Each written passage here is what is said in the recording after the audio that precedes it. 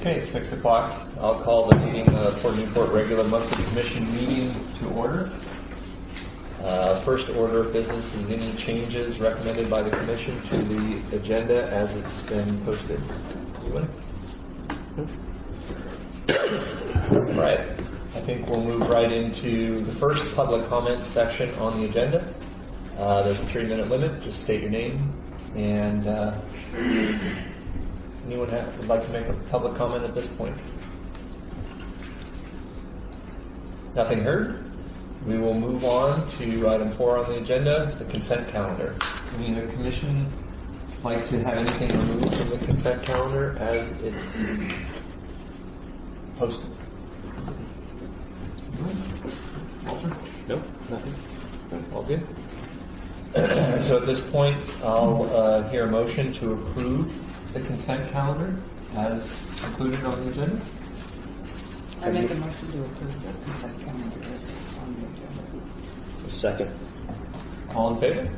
Aye. Aye. Opposed? Motion passes. We will move into the next item, item 5 on the agenda, correspondence and presentations. Aaron, I think maybe you're on this one. Yeah, I've got, we added a couple things to the meeting packet. One is for the, there's an email in there from Scott McMullen regarding the potential change to law that has to do with reporting or who's responsible for spills. You can read it there. Basically, it's an informational thing.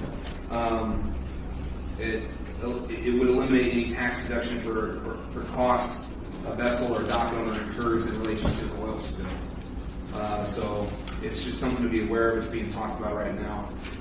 As it is proposed to be applied to the spills after December 31st of 17. Would it have had any impact on the situation we had a couple of weeks ago? It would have meant that, so, you know, the expenses that are incurred by the responsible party are tax deductible for the business currently, but this would make it, this bill would make it not any longer like that. So it basically, it penalizes a little bit worse the person who's responsible for a spill.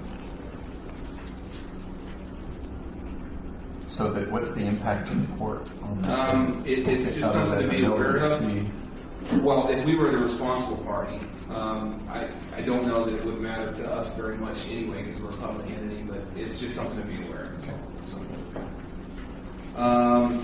Walter? Well, I was going to say Scott forwarded this, Mullen forwarded this to me, and it was just kind of an FYI, and you just want to know if it was something that to bring to our attention, and then it could affect our fleet, you know, whether it's a sport boat or commercial boat. Mm-hmm. It would incur costs on them, and it looks like from my discussions with him that this was more like the Horizon spill down in the Gulf, but where this could be more punitive to smaller businesses and could have an impact on some of the fishing. Mm-hmm. But that was all. Mm-hmm. If you wanted to weigh in on it or not, but that was just information only. Thank you. Next one. Next thing I had there is see a letter that I drafted up and sent to Dr. Charles Getter of the Coastal Drone Academy. I read about these folks in the News Times a few weeks back. They it's part of a career tech charter high school up in Lincoln City. Their STEM program they teach drone operators, and they did some work for Department of Fish and Wildlife up in Letarts recently where they mapped seagrass, and that's what made me interested to see how they might be able to work with us and provide this tonight. Because one of the questions that we always have is where, you know, is there eelgrass here? Is there eelgrass there? Where is it not? So that we could possibly use that as a mitigation site. So, as chance would have it, he teaches an entire unit on coastal development. He was looking for an opportunity to get his students exposure to things like permitting, mitigation for developments, all things related to development along the coast. So I told him we'd be happy to help him out, provide him with this space during his time out in the field. And I come over and talk to him a little bit about what the port does, benefits his students in the realm of getting exposure to different professions they might not be aware of. And what the port would get at the end of that would be the most accurate data that's currently available on the location of seagrass in Uquinta Bay. So it would help us, basically map out our eelgrass beds, as well as they can fly right over the top of our mitigation area and give us really specific data on where it's at right now after that impact that happened to us from the Army Corps dredging operation. So that's what that's all about, and it's free of cost to us. And they, I assume, are using all this up-to-date geo mapping so that their maps could actually be, if we got a finished product from them, we could use that in a packet to show whoever down the road Yes. that this is our eelgrass data of location. That's right. He's very careful not to use the term survey because that carries with it specific definitions and legal requirements, but it's the most specific mapping data that's available right now. And so we can he hands it over to the port when they're done. And then we can take that, and it's work that a consultant would not have to do on our behalf. So we would be able to go to our consultant and say, here's your data on where the seagrass exists. Now, can you help us develop a mitigation plan or whatever we're looking to do at that point? So I think it's a really good thing for us. Thank you. Next one, Dulles Energy, I sent them an email. I don't have any material on it in here. They were talking about making out the meeting, but it looks like they didn't make it. I sent them an email and said, I said we can move forward with a lease over the old Cherry plant. I could lease them 60 foot by 60 foot square plot where they'd be able to put their tanks in, and then I guess 225 square feet of office space. They said at this point in time, they're still, they've had another change in their operational plan. It looks like they may not necessarily need to have salt water coming into the property. They might be able to do it with some products that they can add to the water and make it a closed loop system, so they're no longer planning on discharging anything back out. They would be able to keep it contained and do aquaculture that way. So he said within the next 60 days they should have that worked out. They're down in Port Orford right now, building the tank farm down there, and that's going to provide a lot of answers that they need. So hopefully within the next couple of months we'll be able to have them signed up on a lease over there. So that's the update.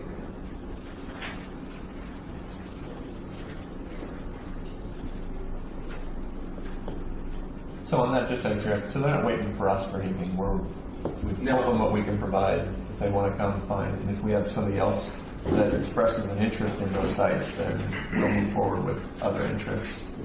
Yeah, I explained that to them. They would like to be able to retain the option to lease the space, but as I explained to them, it's our practice that if you want an option to lease, you have to purchase that option. I also know we don't have anybody knocking our door down over there right now, so I'm skeptical that we would have another opportunity come in, but in the event that we did, yeah, they're aware of this. Okay. Yeah. Go ahead.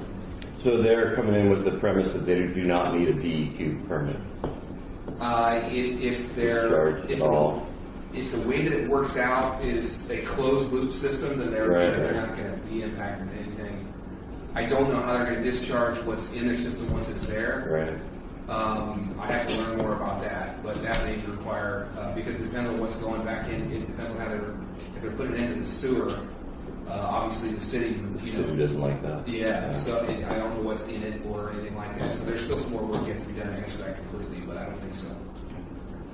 Is Orford more their home base then? I don't know that they have really a home base right now. I think they want that to be here. It's just that that's where they've been able to get some tanks and some space to get moving. So.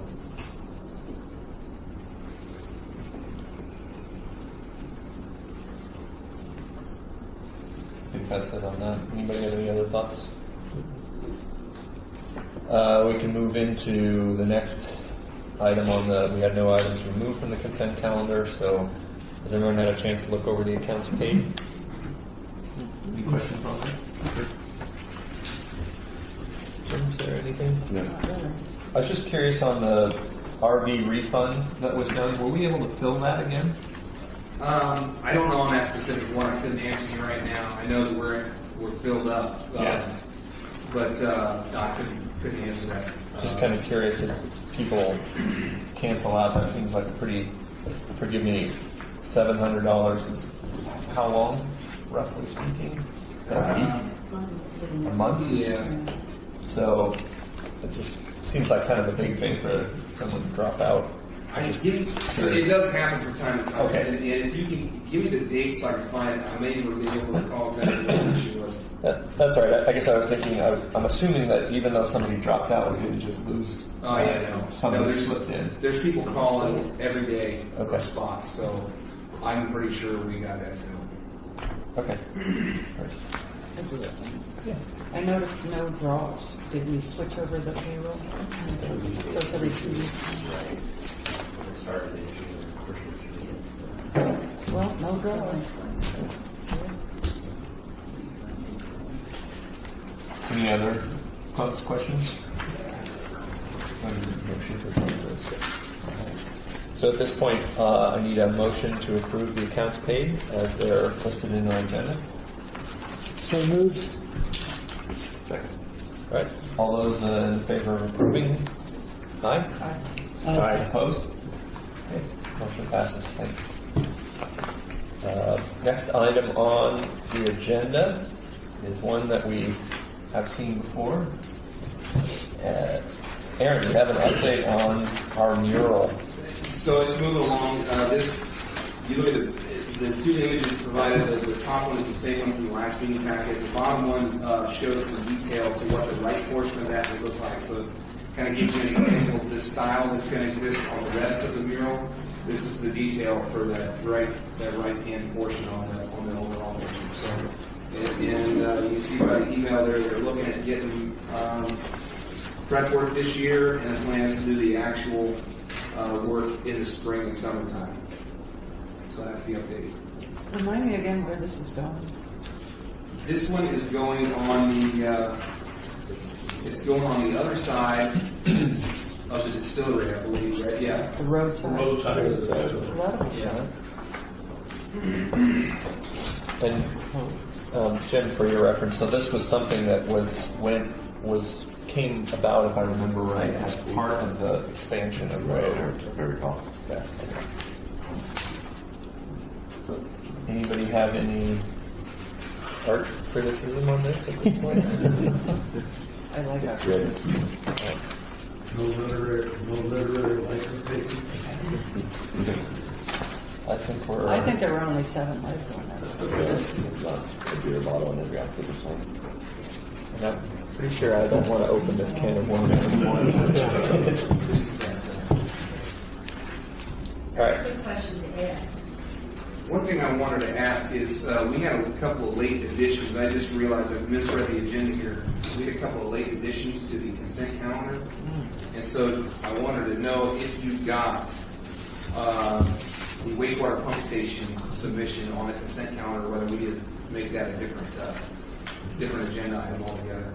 No, I didn't see it. That's what you brought to us here in this. I didn't see that on the agenda. Yeah. But it wasn't part of the consent calendar. Okay, we would need to add that then.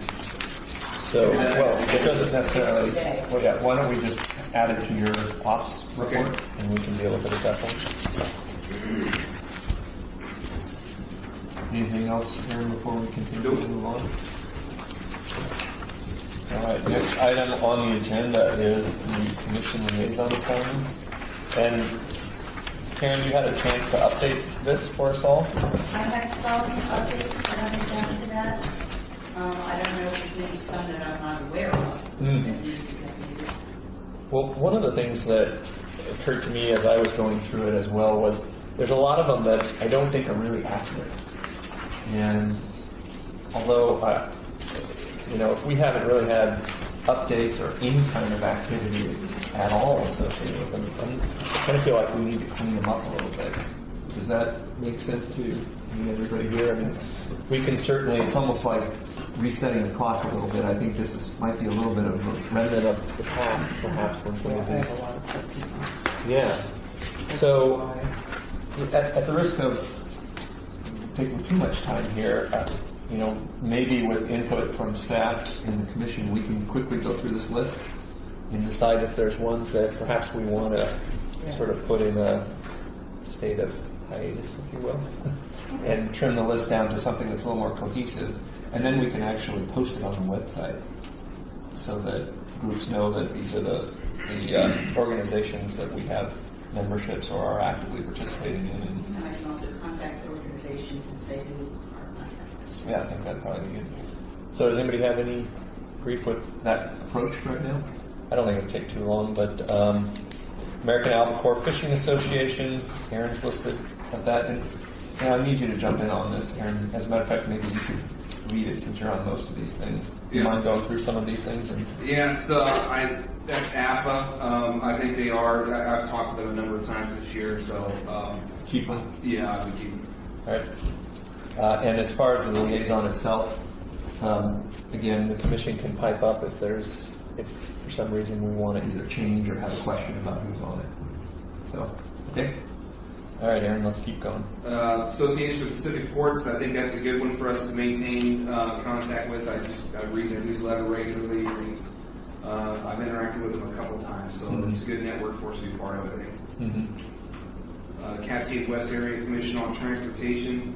I haven't been active with them so much, but there's no cost to it, and I definitely think that it's important for us to maintain involvement in the overall transportation plan of the area. Anything we can do to maintain our awareness there is good, so I would keep that one active. What's the practical? I mean, what have they done? What have they delivered? It's very important. That's where we get all the Connect Oregon projects, and we're actually voting member of that. So that's a very important one to belong to, and that's part of the COG. It's 3 and 4 are together. But I guess what I'm saying is then how have we been voting? To me, I'm not sure what we vote on. I'll be the one. I'll throw that out there. In the past, the president has been the one that attends, and so we haven't had anybody attending since, I don't know how many meetings Patricia attended, but when we were going through Connect Oregon, and I was going to meetings regularly. Okay. So it sounds like that's something I guess that's you. Probably be on the list. Exactly. Alrighty.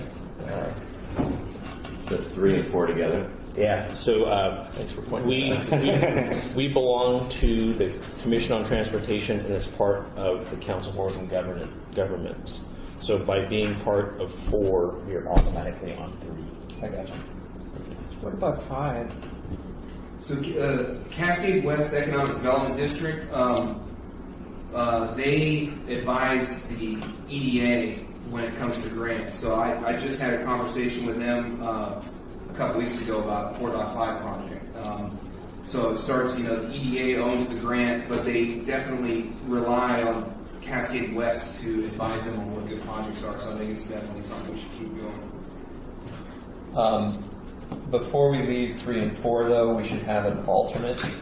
It says alternate may be staff. Does that work? Is that the way the commission wants to keep this rolling? Anybody see any issues with that? Or commissioner, doesn't matter. God, it almost sounds like you're volunteering. How about if anybody has any issues? What does it, Walter, function as the alternate for that? Yep. Okay. See if you don't say anything. What happens? Okay, sorry, Aaron. Go ahead.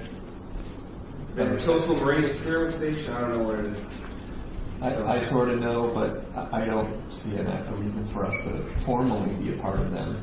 I think a note to Gil that says, unless there's a reason, we're just cleaning up our liaison points of contact. They can certainly contact the port, the GM, for any input if they need it, but it seems to me good. That sounds reasonable. Okay. So the Commercial Fishing User Group Committee, everybody knows what that is. Sarah had been the liaison for that, so obviously. I'm good. Anybody have any grief with keeping Sarah in that position? Okay. And then the alternate is Jim, correct? Alternate. Alternate. Yeah, that was alternate. Did you get that, Karen? Jim is alternate? Yeah. Okay. This is DAS Procurement Services. So they provide us with a bunch of means in order to most efficiently get procurement done properly. So they give us training. They give us access to ORPN, which is the basically the state version of GSA Advantage. I don't know if you've heard, it's the same kind of thing. We definitely need to stay on that. We have Steve listed there, at least in the interim, moving that to Mark. Anybody have, Mark, are you okay with that? Okay. Done. Next. Department of Geology and Mineral Industries Marine Advisory Committee. That was basically a one-time project. So I don't know if they're ever going to convene it again, so we can probably take that off there. Adios. EDA Lincoln County, that's a good one. That other one, they feed into the overall federal EDA program. Okay. Fishermen involved in natural energy for Lincoln What about an County. alternate for Ken? Yeah, and Aaron, do you feel like we need an alternate? I don't.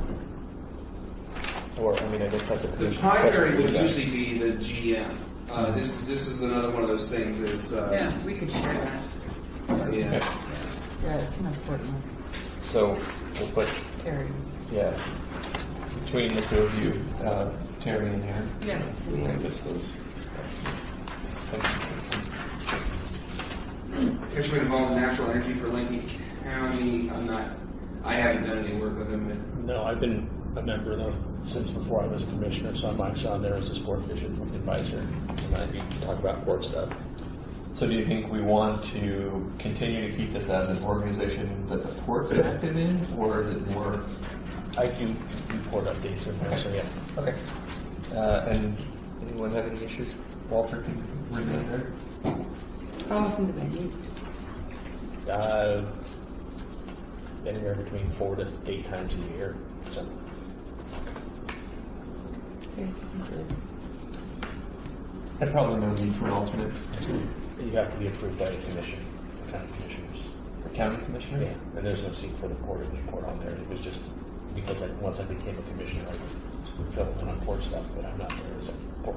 Technically, I'm not there as a port commissioner. So I guess to that point, Yeah, I we mean, could technically ditch we it. should really not. I mean, you're welcome to Oh, speak you to that. can take it off if you want. I think it needs to clean up the Yeah, list. go ahead, These take it are off. things that are that the port's, directly Yeah. providing updates. Yeah. So. Okay. Yeah. Next one. The chamber, that's would probably be the GM. Terry would probably be one for that. So we can add that in.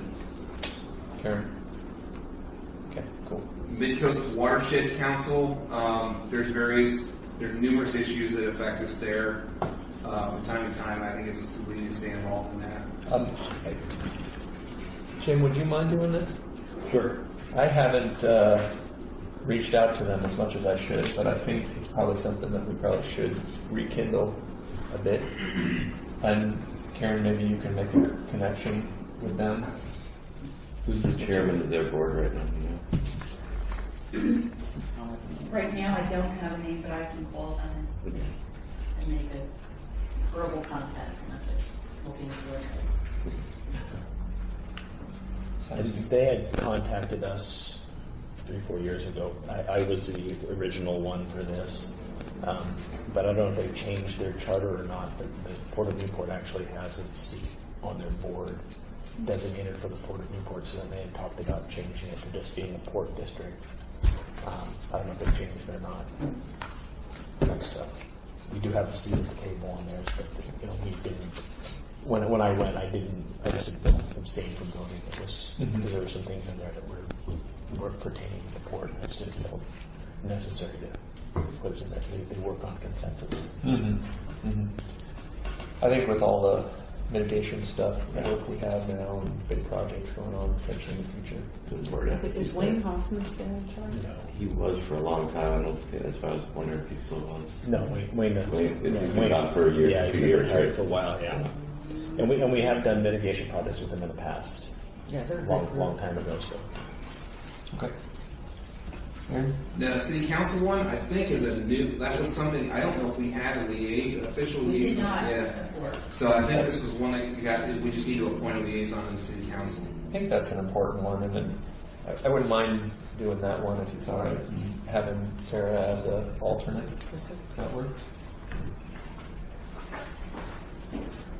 The North American Ocean Observing, I have not interacted with them at all. Yeah, I think it's safe to say that we could probably take that off of our official list. I think if they manage, there's a bunch of ooses up and down the West Coast. If they needed to reach out to us, they would do so most likely in a letter to ask for thoughts or opinions or something like that. So I would say we could probably carve that one out. Northwest National Marine Renewable Energy Center Advisory Committee, that's NIMRIC. I've talked with them, but And that was for the placement on the site. That was basically that was a one-off committee. So Did they that's change their name from NIMRIC?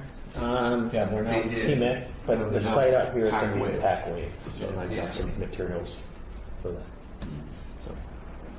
So it sounds like, Walter, you're thinking. You can probably take that off. Okay. Sounds good.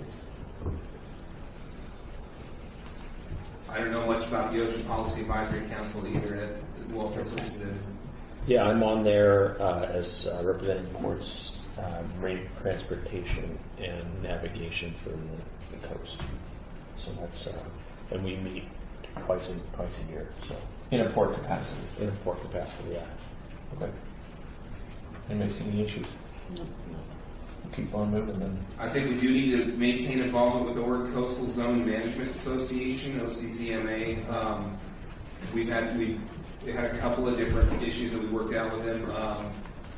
Walter was the liaison before, and if he wasn't able to make those, I would have gone, but I didn't attend them. So. Yeah, that's still a good indication. All right, let's keep it as is. The ODFW Advisory Committee, I think it's a good one to be on as well, especially because of all the permitting issues. Walter, you're That's This is mainly- for sport fishing. That's sport fishing, and basically that's just for regulations. I think. Sport fishing, Yeah. And I was on that before I was commissioner, so you can take it off or leave it on there. But like I said, it's Well, I think I want to keep the list as yeah, we're specifically representing the port. right. And so, yeah, I think maybe that one will. Sure. They definitely know how to find us. The next one's at Oregon EDA. They've had a couple of events in the region. I haven't gone to any of those events, but I don't think it's a bad thing for us to maintain contact with them. Is that something we can move to Terry? Yeah, I was going to say, why don't I pick that up? OPPA is a very important one for the port. Probably would be a GM function, I think, on that one too. So that maybe we have Terry as the primary, you as an alternate. Yeah, that'd be That fine. works.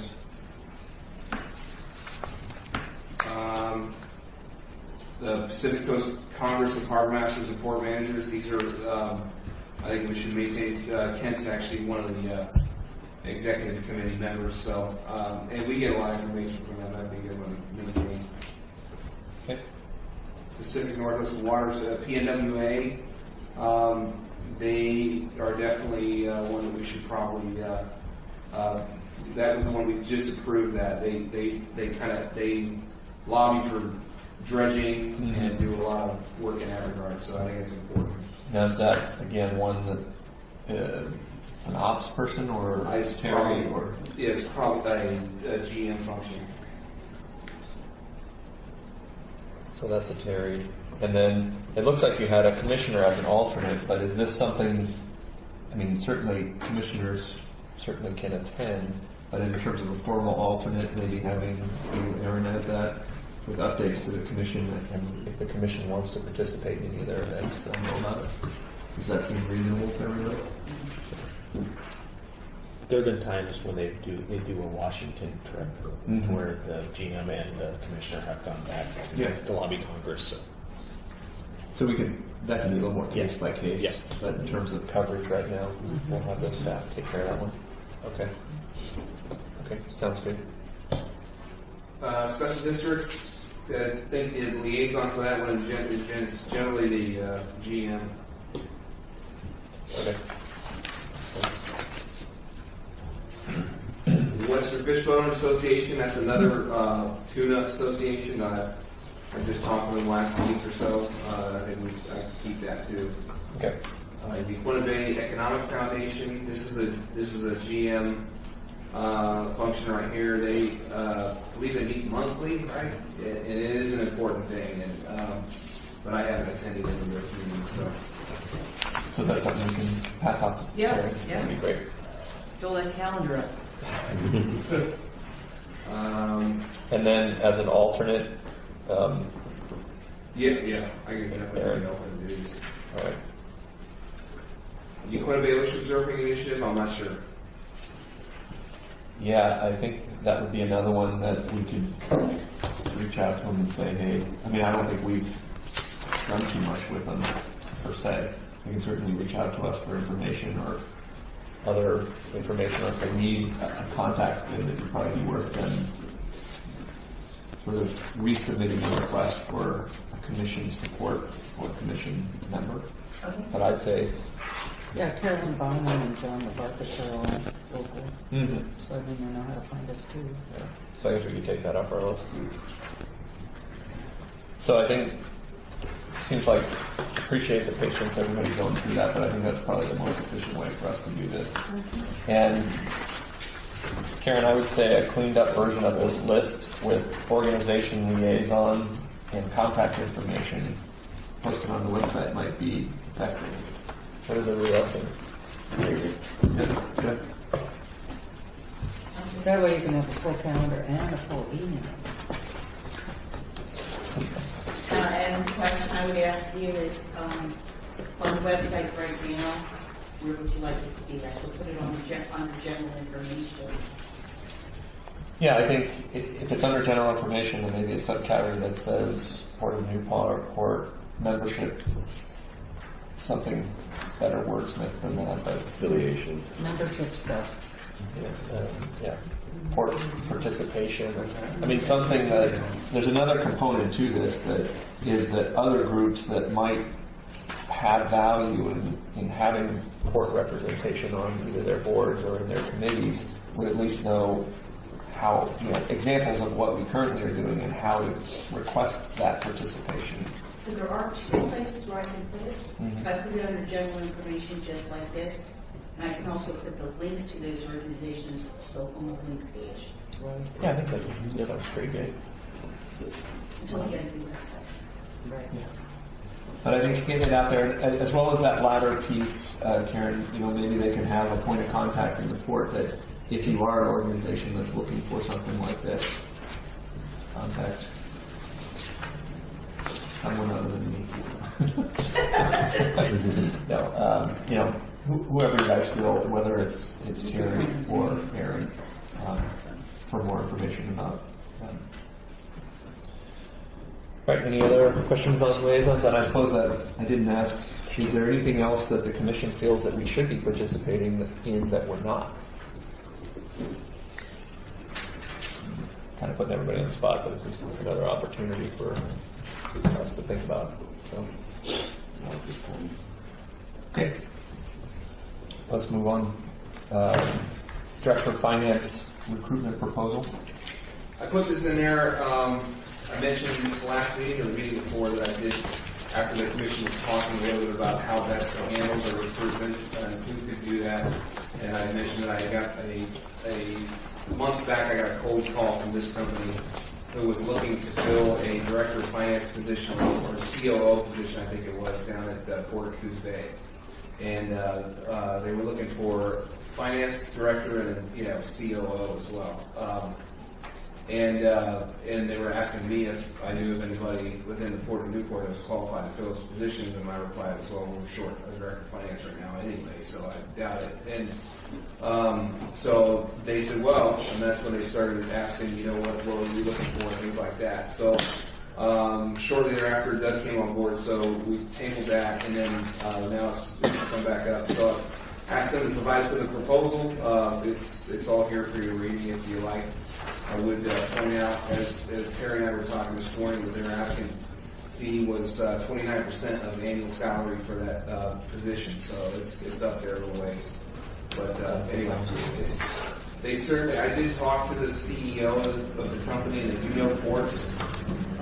They're probably a lot more accustomed to a lot of those Gulf ports that are pretty big and have a lot of revenue coming in. So. But he does understand the dynamics that exist in ports, that's for sure. So any action for us at this point, short of information? Just information, that's all. Okay. I might just add, if I could, that Aaron and I also talked today about, or maybe it was yesterday, one of these first 2 days, about the Government Finance Officers Association, GFOA, which we have been a member of, and it's a pretty nominal fee to be a member of that, and then you have access to their job posting website, very specific to just finance officers in government facilities. And my experience at Metro was that was a great place to find really high caliber candidates. So I've got some calls out to folks in Portland about just to validate that and find out what the experience is. My thought is that we probably don't really want to take on the burden of that investment of hiring a firm at $25,000 plus travel expenses for them to come a number of times. It gets pretty extensively expensive. And so, and having just been through a couple of high-level recruitments in the last couple of years with search firms, I have not come out the other side feeling like it was a good investment. And I've also learned an awful lot about, lots of people say, But I think there are good search firms out there too. I shouldn't, I'm not saying that they're all ineffective, but it's just, I've learned a lot about this lately, and so I think we could probably do this recruitment in-house with some help from SEAO. And so we'll have more, we'll bring back more information. Thank you for that, Terry. Yeah. And there's a couple, the Council of Oregon Governments, they could probably help us out on that too. League of Oregon Cities, they don't belong, but that'd be another one we could contact. And because of our involvement with OCCMA, we are on the we're Association of Oregon Counties, so we can maybe hook up with them and see what services they can provide. And I know we've asked special districts, but I don't think that they do CFOs. But those are 3 other organizations that we can use that we're already members of. That's great. Okay. Yeah, I think looking at it very closely about our ability to handle this in-house with some outside help where needed would certainly be a viable thing to consider. Thank you. Thanks, Aaron. Mark, I think you're up next for the accounting, staff reports. Accounting supervisor. So the June financial statements were included in the consent calendar.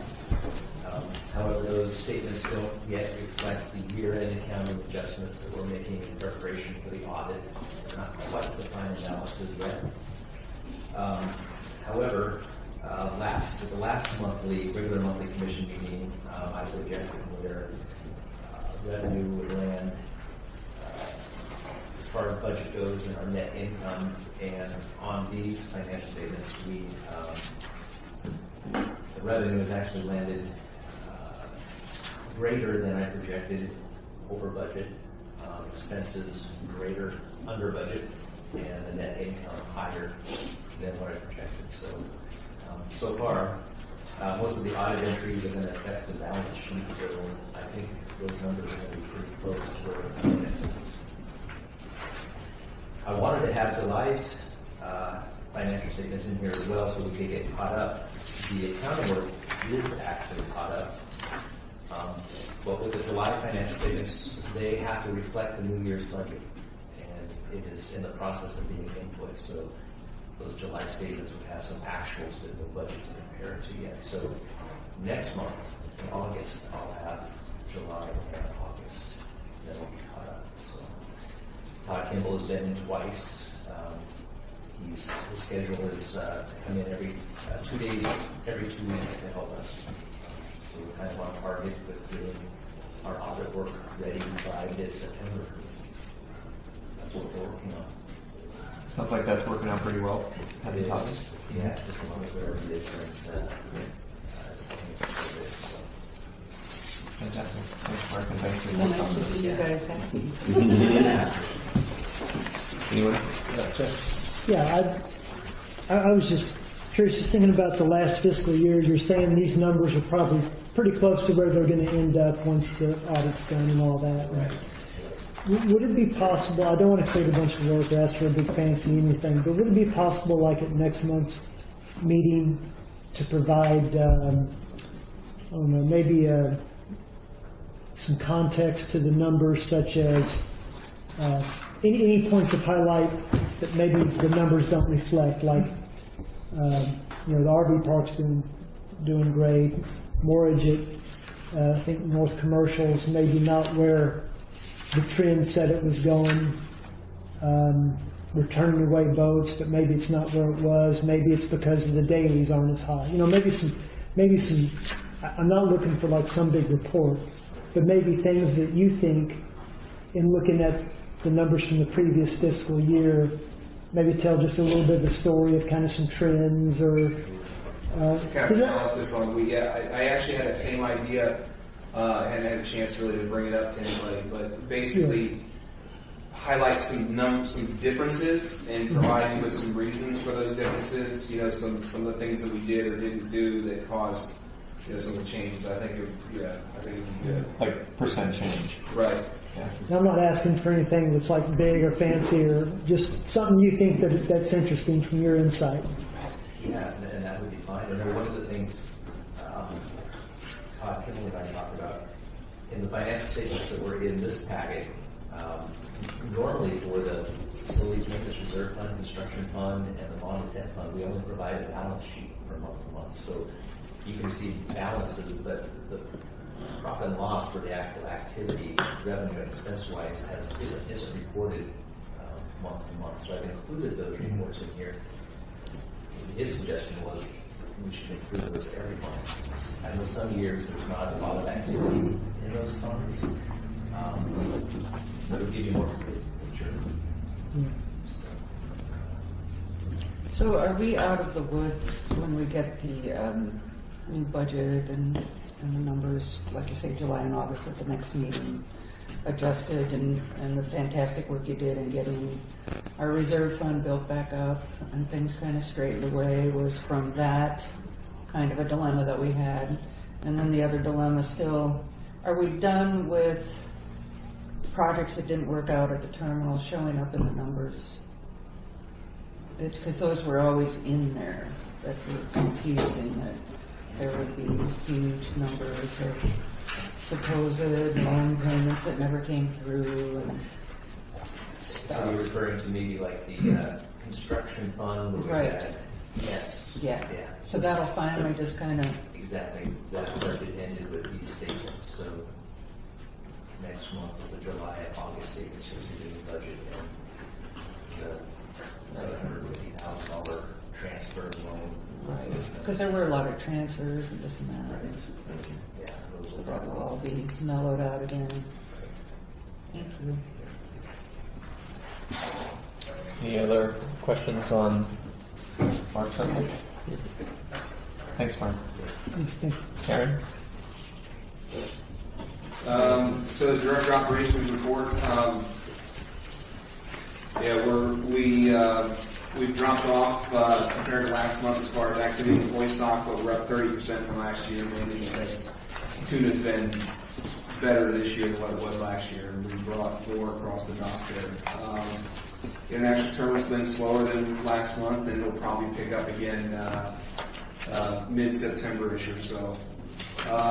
RV Park has been really busy. They've had a great year. You'll see that last page of the meeting packet, especially on the backside, you can see some percentage changes in there and where we're at compared to years past. But we've definitely increased the RV Park patronage, especially in dry camp. Dry camp is up quite a bit. I initiated the contract with OBEC for the Fort Dock 5 final engineering. Narrowed in on a couple of potential funding sources. I did that basically last month's meeting. There was a fair amount of conversation about how we were going to pay for it, so I figured it was best to start moving down some direction on that and provide some answers. So I'll fill that in here further down in the detail.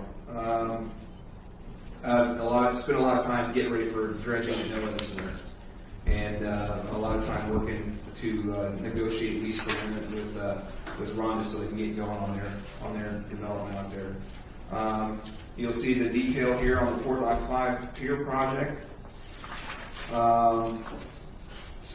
What I found was I contacted the Economic Development Alliance, the federal side, and talked to them a little bit about the project. They did say that it was an interesting project that they believe does qualify.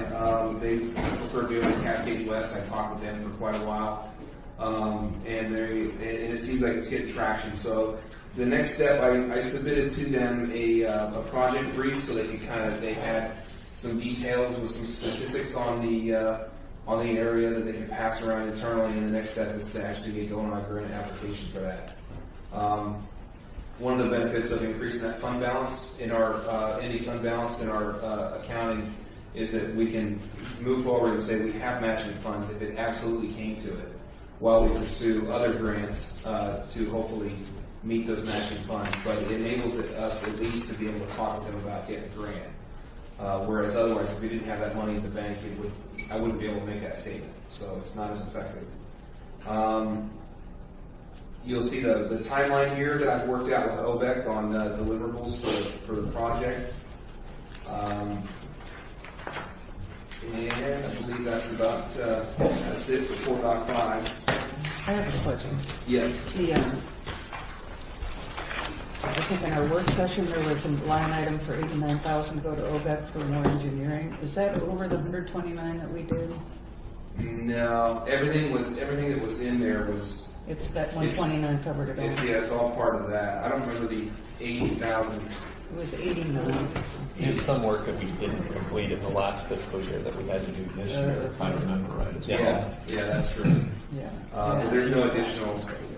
One thing I do have coming from them is they're working on some. I should have them over sometime this week, possibly into next. But the recent changes in building material costs because of tariffs and things like that, it's definitely different now. So I've got they're working on an update for the overall estimate right now for me. So I'll have those numbers certainly by the next meeting.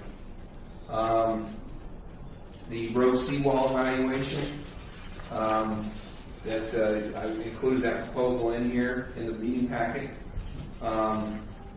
So it was approved on the consent calendar. NOAA maintenance dredging. We requested a hydrographic survey of the NOAA berths to get the most accurate estimate of the material to be dredged.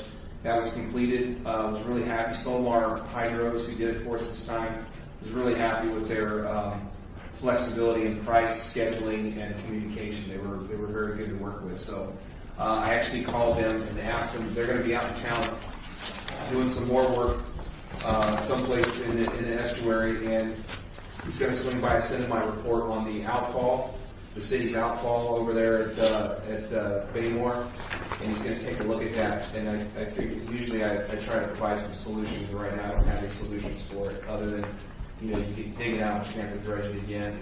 Until there's some kind of design change to that, it's going to continue to flush that mud flat into our mooring area. So we're going to need to start approaching the city on potential solutions for it. Rondis lease, so worked pretty hard on that this month.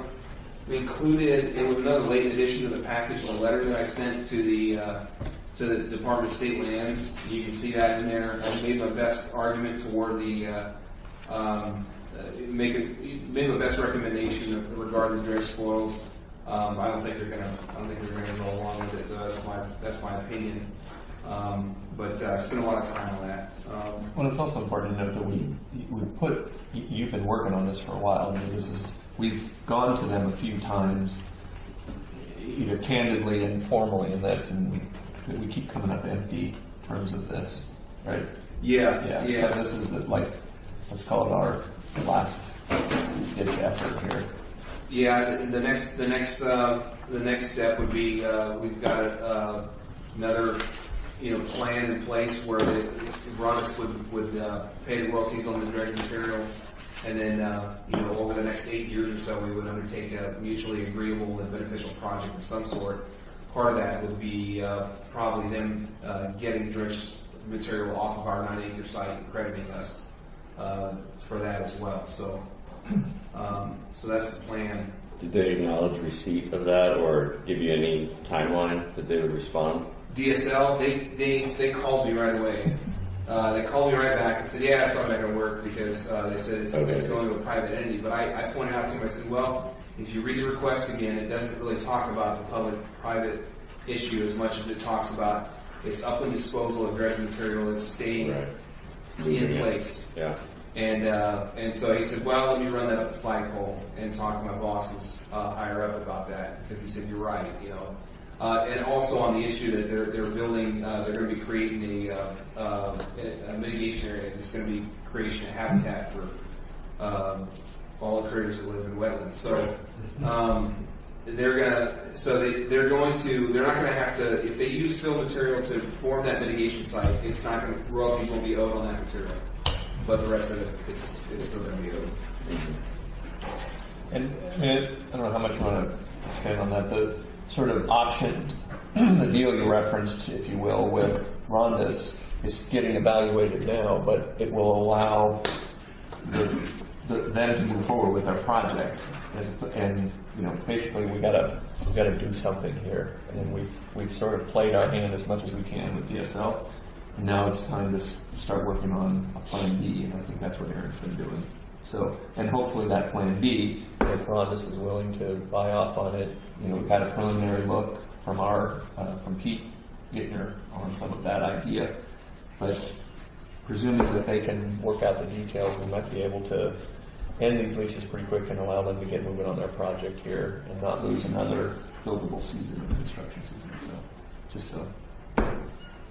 And in the very long term, that's what has cast my attention more toward mitigation projects, because if we're going to undertake a mutually beneficial project with them over the next 8 years or so, it would probably be in the realm of mitigation, or it would be a project that would need to be mitigated for. And so that's what's got me wanting to map some eelgrass out, figure out where it's at, where it's not. Been reading the Oregon Estuary Plan book to understand more about the estuary itself and where you can and can't mitigate and things like that. But obviously there's not much left, so it's going to have to be a pretty crafty plan, I think, we can figure it out, I think. So Aaron, are we still going to be able to work with them on the mitigation project for our 9 acres on their property, or is that basically out the window now? For our 9 acres on their property. So that was not part of this current deal right now. I don't see why we wouldn't be able to, though. To make sure that option still stays open. Yes, yeah. They're definitely very interested in still in being able to do that. So. Okay, thanks. Just as a policy review on this is, I absolutely trust everyone talking to Roundy's on this. I have no issues whatsoever. But as we get more into the details, it's our lawyer, it's our GM, it's our operations manager, and does it quite naturally would include the president of the commission, or policy-wise, are we all good with that, or just because of past things? But I would think that a deal like this would be something we could at least certainly present to the commission. Yeah, I mean, it's not very, Plan B. Yeah, definitely. I mean, that's Yeah, so this is not Yeah. something that's done. yeah, and I have but no, Yeah. I think some of the legwork we can get done initially, Right. and then ultimately, at least from my perspective, the commission would be able to evaluate Yeah. the option as well. I just, transparency is just super important, and I feel absolutely wonderful about our team, so just making sure that we all remain very transparent stuff. I have no issues. I'm a ghost. Thanks, Ann. Sure. And part of what was mentioned in their drafts of the lease amendment was that they wanted to make sure that we got the things that the port had stored out in the clean point, that we got cleaned up, or we made some kind of arrangement with it. So it's pretty much, we're just about there. So we've done a lot of work out there. Don did a lot of work over the last couple of weeks with the help of the maintenance crew as well. But Yeah, they moved some stuff and piled it neatly where it makes sense and it's accessible if we could sell it. I mean, they've been doing wonderful work out there finally to get all that stuff off of that property. biggest problem we got is a big pile of concrete, and I think we might have a taker for it right now, but we'll find out within a week or so. And those pilings. Yeah, 110-foot steel pilings. We already talked about Dulce Energy, South Beach Pump Station. You'll note that I forgot to fill a number in here. I put a placemaker in my report, but this is the consent calendar agenda item I was talking about. Came in way under budget. The reason why is because we, after we budgeted for it, prior to getting all the bids, we changed some of the plans. There's submersible pumps. What currently exists right now is installed in the late 70s. Only one of them is working. The other one won't hold a prime. So we're down to one working sewer pump over there. We had to do some repairs on it the week before last, I think it was, to keep it running. But they're definitely past due to be replaced. Originally, they had planned to put a track system in where the pumps would go lower down into the hole on tracks so they could be pulled up and out. We went with a simpler design. It just had it, there's going to be a bracket fabricated with a pipe that you can grab and pull the pump up. So it saved us a bunch of money. So it came in significantly less. You can see on my consent calendar item what that came in at. $11,071.64, and it was budgeted at $32,000, I believe is what it was. So it's way under budget. I think it's a really good. We have a minimal amount of bids on it, and so I recommend a motion to authorize GM to contract with Coast Range Equipment not to exceed that amount. Did they spec that pump or did we spec that pump? They did, and then we used that to get prices elsewhere as well. So, to that end, or any other questions or comments? To that end, then, is there a motion? I'll make a motion to authorize the GM to contract with Coast Range Equipment and Repair to replace the lift station pumps in South Beach Marina, not to exceed $11,071.64. Second. All those in favor? Aye. Opposed? Thank you. Fire burglary system at the terminal building. We've got the conductors run to the panels. I should be finishing that this month. And I put a piece in there about automation. This is something that Mark and I carved a little bit of time out at the beginning of the month on, because it's been we face it pretty much every day. And there's a lot of things that we do can be automated, and it's been talked about a lot. So we approached a couple of companies about enterprise resource planning systems that we might be able to use. We got a proposal from one of them, but we haven't had time to review it. So we're working on it when we get time. But the overall goal here is that you can integrate operations with finance processes across the entire port so that everything moves much faster and smoother, and the reports that you get are much more real time and you can actually use it to make business decisions with. So. And that's something that you'll cue Terry up. Oh, on. absolutely. I assume that Yeah. there's actually probably a lot of sort of similarities in some of the systems that you've seen in other places as well that might be. Absolutely. Yeah. We could code name it "Getting Out of the Flintstone Era." Yeah, that'd be good. Our 110 outlets have been installed over at the hoist dock. We got a total of 24. There's 12 on each end with appropriate circuitry added to our breaker panels as the project's completed. The maintenance crew did a number of different things. I put up some pictures on the following page. Somebody tried to get underway from the hoist dock with a mooring line still attached and ripped the ladder off over there. That they quickly fabricated a new ladder and affixed it to the steel pilings instead of the now much more broken wood ones. And it's much more sturdy than what it was before. But we still used old. It was an old ladder that we had laying around and they used to repair it. You'll see their work on the Port Dock 3 walkway and the landing. All of that was completed this month. And right now they're out working on building some outrigger racks for Dawn at the terminal, so we can better stack up the outriggers out there. And they're doing some work over here in South Beach on the landing float on ADOC because the original gangways going down to the floats were heavier, and so when the lighter gangways got put in, the float was too buoyant and it lifted it higher than the rest of the dock, and over time it has broken a lot of the dock rods in there. So they're doing some work to get that put back together properly and get it leveled back out. And we already talked about Currituck High School. I passed the strategic business plan proposals over to Terry. She's working on that, and everything else is right there in the reports on each location. That's all I've got. The strategic business plan is a good point. We'll all be hearing a lot more about that as it goes. The idea of bringing in a consultant to help us get that moving quickly, and I know, Terry, that's on top of your Top list. of my list. I got a big whiteboard list. You're going to hear about it next month. Great. Thanks, Aaron. Anybody have any more questions for Aaron? Aaron, I hate to sound kind of a little superficial, but I like the pictures. They are 1,000 words in some ways. Okay. Commissioner reports. Anyone have anything they'd like to update us on?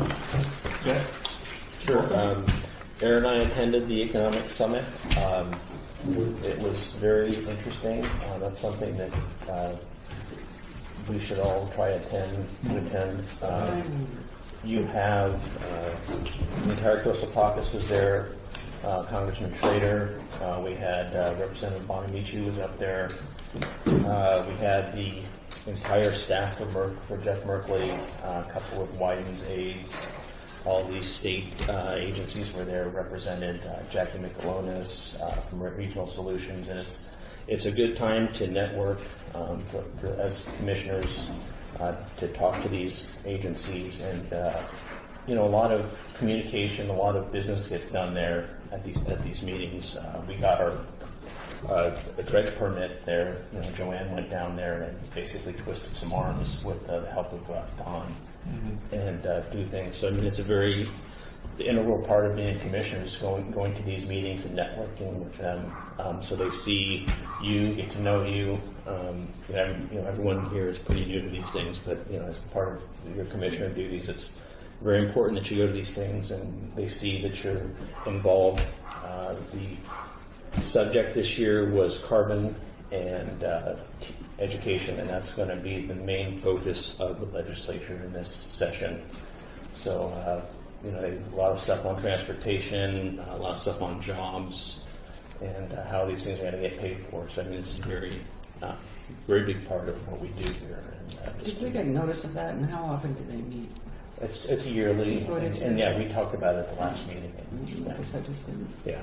realizing. And so, anytime you get a chance to go to these meetings, because everything's done on webinars so much these days, it's a very unique opportunity when you have all these people in the same room for a couple days to press the flesh and say hi to them, and they'll have questions for you. You can have questions for them, and especially if you're going to be dealing Can you with take stuff. razor clams to sway crowds? They had a great reception at Friday night. Place in Oregon. They had distilleries. They had some wineries. The Call Commission was there. Big Seafood was there, and so Tillamook Creamery was there. So a lot of coastal businesses were there to sell their not sell, but to sample their products. And it was just a good time. So. Thanks for going to that, and Yeah. to you as well. Anything else, Walter? No, that was it. Sure. Okay. We'll move into the calendar of events coming up here. People can read them here in the agenda. I'll go through them very quickly. Labor Day, ports closed on the 3rd. Pacific Coast Congress of Harbor Masters and Port Managers Semi-Annual Conference, September 11th through the 14th. That's a mouthful. Harder Adventures Twisted Pine Run, regular commission meeting end of September 25th. Oregon Public Ports Association Conference, October 4th and 5th. Columbus Day Regatta, the 6th and 7th. Udaman Fishing Tournament on October 13th. And looking way down the line, October 23rd is the regularly scheduled commission meeting. So, all right, unless the commission has anything else you'd like to chat about before I turn it over to public comment? Just the only other thing is, in the past, as the holidays come up, we start talking about everybody's schedule. So maybe on the next month we start seeing if everybody's schedules work for December and November. Yeah. Because our meeting's scheduled for Christmas Day. We'll just see who's committed. Should be committed. I will be committed if I go. So it's just a housekeeping thing we should probably get. So. Maybe, I don't know, Karen, if you can make a note on that, and we can talk about it at our next agenda, the schedule for upcoming, the remainder of the board meeting. Cool. Okay, at this point I'll open up to public comment section. State your name, and you'll have 5 minutes to chat. Jim Shaw, South Beach. Earlier you mentioned correspondence from the Coastal Drone Academy that you got. Just for your information, I want to say that Dr. Charles, I forgot his last name, made a presentation to our airport committee about 3 months ago. And accordingly, the city, we made a recommendation to City Council, which proved that we would support the academy. So the airport, for your information, supporting the academy. We wrote a letter of support. We're providing training facilities out there where we can for them to do their training. That's just for your information. Great, thank you. Any other public comments at this point? Anyone else?